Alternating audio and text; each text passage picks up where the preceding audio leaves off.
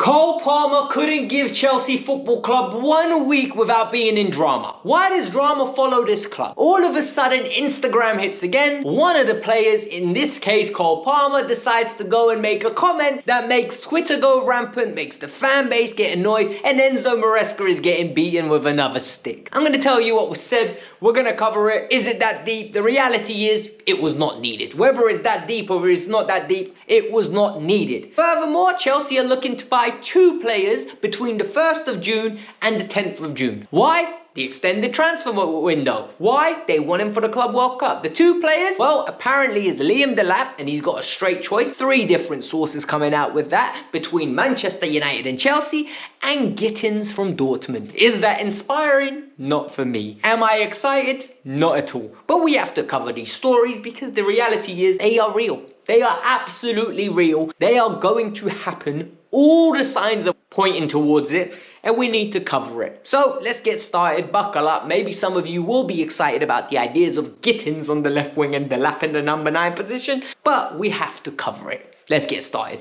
Number 1, hit that like button. 1,000 likes goes a long way. A lot of you have not been doing it recently, and the YouTube algorithm doesn't like it. So please do it now, you will forget. And if you're new to the channel, subscribe. I'll give you a little bit of comedy in the way that your news is delivered. I give you a little bit of charisma. And hopefully in 15 minutes, you get your daily dose of Chelsea, and you enjoy it and keep it stepping with the rest of your life. So let's get started. Chelsea Football Club are in a position where people like me who were saying, we're going to make Champions League football. Hey, we are swerving, as a boogie with a hoodie would say. Because all of a sudden, I'm not so confident. Why? I expected us to beat Ipswich. I expected us to have confidence. I expected us to get the job done. But the team had other plans. So what's happened is negativity has consumed all of us. And we now are nitpicking on every little detail. We don't like Maresca's haircut. We don't like where his hairline starts. We don't like the beard oil that he uses. We don't like the fact that he dyed his beard. It is absolutely becoming ridiculous here. So what's happened this morning? Because controversy has to follow this club. Cole Palmer has put up, there was a picture posted or a video posted by Chelsea Football Club of the screamer that he scored against Everton last year. You know the one where he nutmegged Bruce Freud, gave the ball to Jackson. Jackson flicked it across to him, and all of a sudden, beautiful curler from far away. He put enjoyment. First of all, does he mean this in a dig to Enzo Maresca? We will never know. The only person that knows is Cole Palmer. The only person that will know is Cole Palmer in private. Even if he comes out and says he doesn't, what are people going to say? He was told, what the hell are you doing? That's what they're going to say.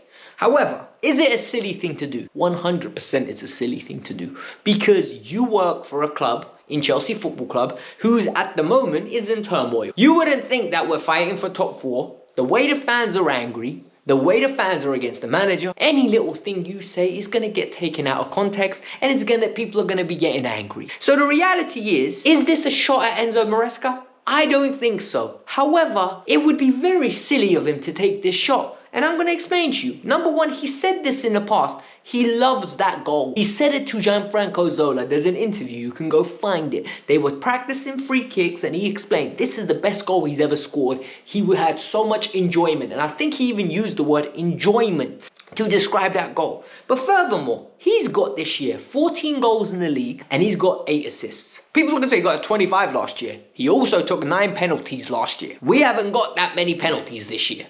Right? Whether that's because of the way we play football, whether because the refereeing against us has changed, Cole Palmer has not scored as many penalties, but his open play goals have been consistent. Furthermore, he's missed 13 big chances this year in the league and had 113 shots, the most of any player.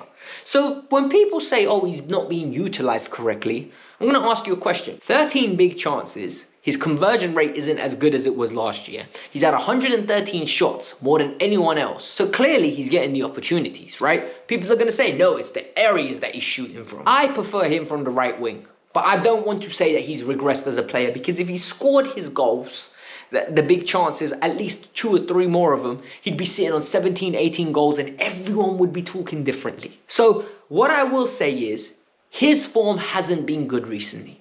And when his form's not good, people usually look for excuses. It's normal. Everybody does it. When things aren't going well, you look at something else apart from yourself. You don't look in the mirror. You start blaming others. And in this case, I could easily see that being the case, but I don't think this was a shot at Enzo Maresca. And if it was, it's very silly and stupid, and he needs to look at himself in the mirror, because broski, you're getting the chances. The Southampton misses, the opportunities he had against Spurs, the opportunities he had this weekend. He can only blame himself for the misses that he's had this year, right? He is a top player, but he's going through like a period of time now where there's obstacles in his way that he needs to get through. A lot of top players do this. It's been 4 months of bad form for Cole Palmer, but even in his bad form, he's still one of our best players. So let's appreciate him, but at the same time, get your levels up. This is a non-story in my eyes. Now let's talk about transfers, because this club loves transfers, right? Obviously, Investment FC. Look,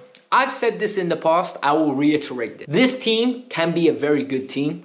We need to fix 3 critical positions, right? When I said 3, I mean 3.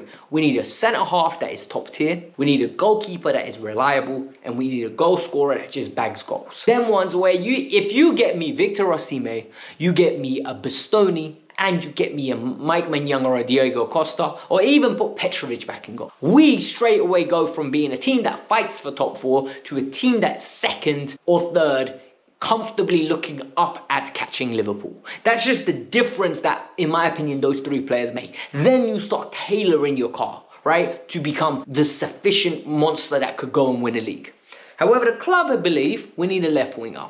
Well, evidently, we don't think Neto's good enough. We all agree. He hasn't been good this year. Maybe he'll develop next year. We don't know. Sancho, I'm not happy with, especially if there's an option to send him back for 5 million. Do it.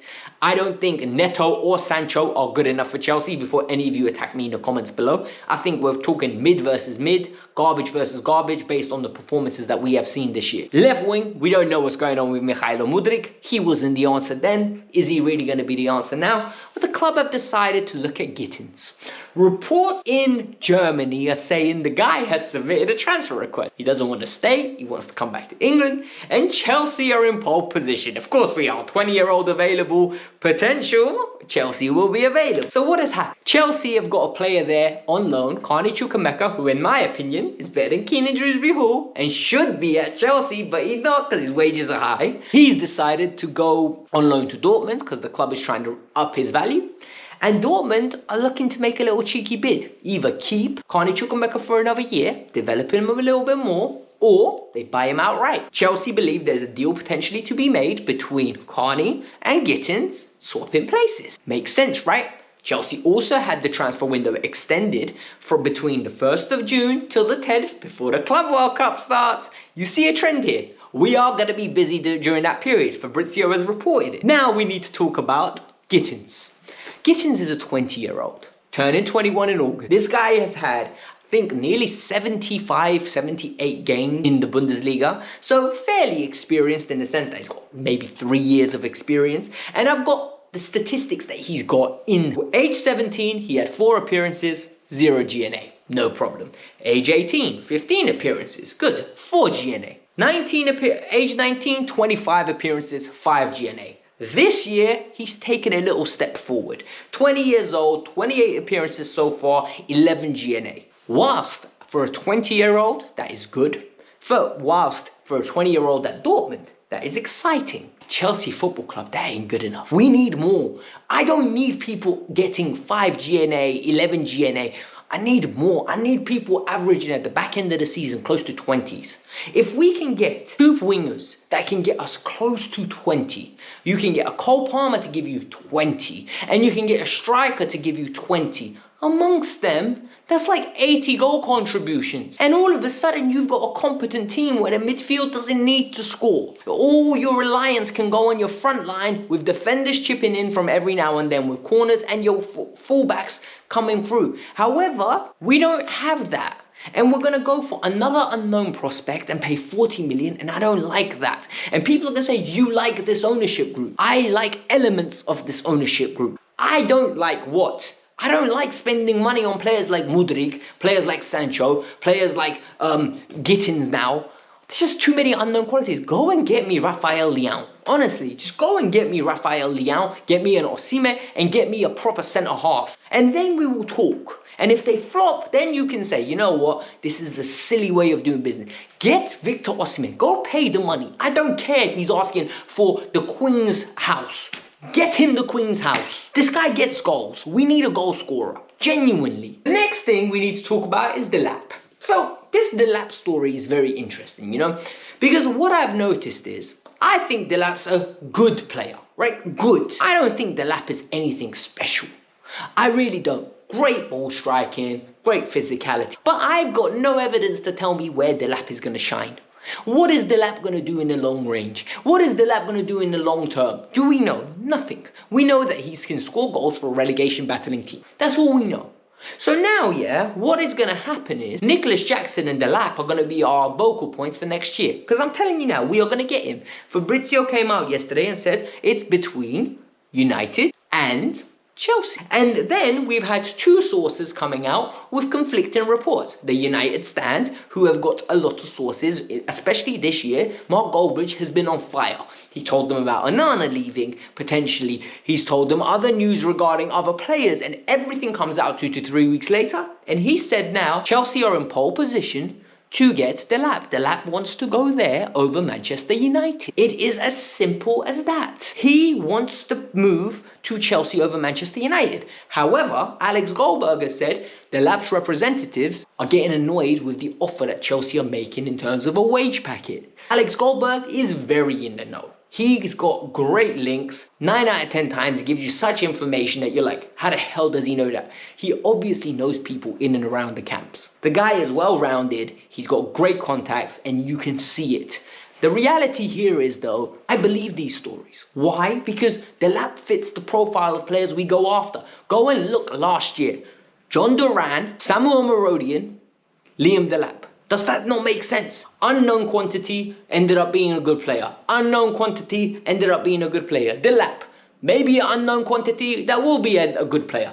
In January, Mateus Tell, unknown quantity. Garnacho, known quantity but young. You see the trends we have here. Like we go for players that are going to be potentially great. But I want something proven now, and I sound very frustrated because I am. I don't like to have to point fingers at a manager when I believe the tools aren't good enough for him to do what I want him to do. I want to win the league. These players aren't good enough to win. You getting me Gittins and Delap is not going to make me win the league. I'm sorry. It really isn't. We need surgery at the centre-back position. Fofana's broken. You've got Levi Colwell, who's selectively defending. You've got Tustin and Chalobah. Don't get me started on those two. And what? You got Joshua Champong that we're meant to throw into the deep end and rely on him to be the outstanding centre-half. And when he makes a mistake, everyone's going to cook him the way they cooked him for Semenyo. No, thank you. The goalkeeping position, come on, man. Jurgensen, And then you have what's it called, Sanchez, I'd rather not speak. It's one of those situations. Delap, Gittins, they're not inspiring me. It is what it is. Listen, hit the like button, subscribe to the channel. I am sorry I ranted. There will not be a video tomorrow. I've got my final exam for the actuarial exams. So for those of you that want to be nice in the comments, wish me luck, keep me in your prayers, and more importantly, hit that subscribe button. Peace out, I'm out. Have a lovely day. Bye.